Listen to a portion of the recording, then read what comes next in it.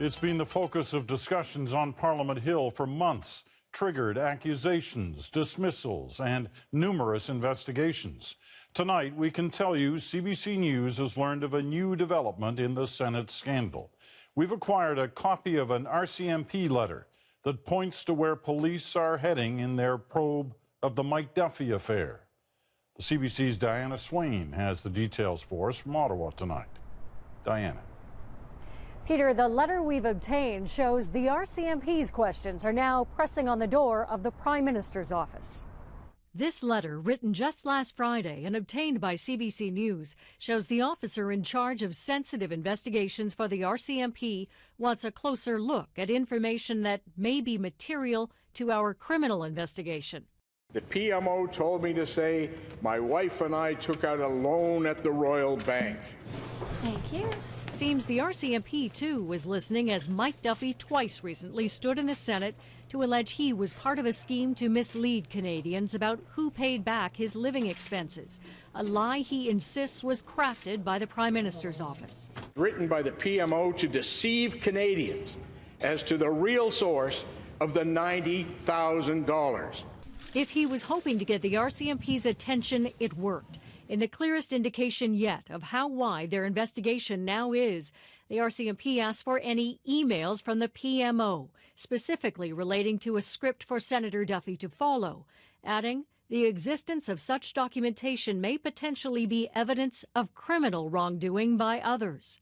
The RCMP also wants this letter Duffy tabled from then Leader of the Government in the Senate, Marjorie Le Breton's office. Written nearly 5 years ago, it claims the Senate itself can define precisely what residence constitutes.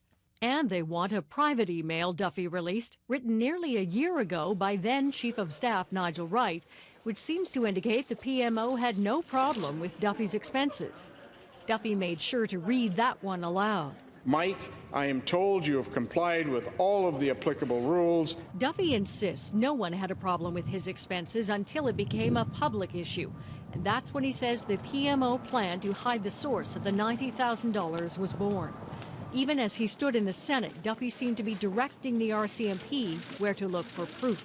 Cell phone and PMO telephone records from February will show there were numerous phone calls and emails to me as the PMO developed their version of events and rehearsed with me right up until minutes before I went on television the lines I would use with the media. When we contacted the RCMP today, Peter, they had no comment on the letter or whether they've obtained what they've asked for. Diana Swain in Ottawa tonight. Thanks, Diana. Well, what could that letter mean in the long run? Senior correspondent Terry Malewski has some insight on that. Terry.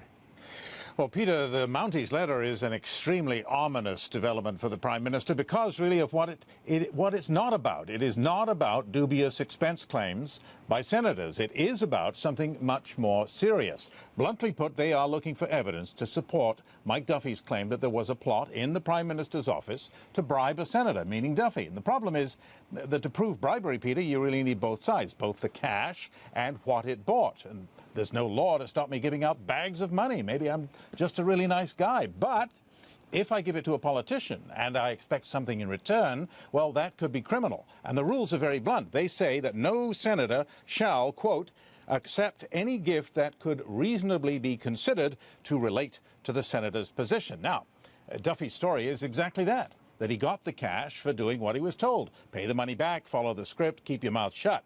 And we know that is the RCMP's working theory because they've already said so in an affidavit, Peter. Well, it may be easy to prove, one side of that story. We all know Duffy got the money, but it could be harder to prove what he did for it in return.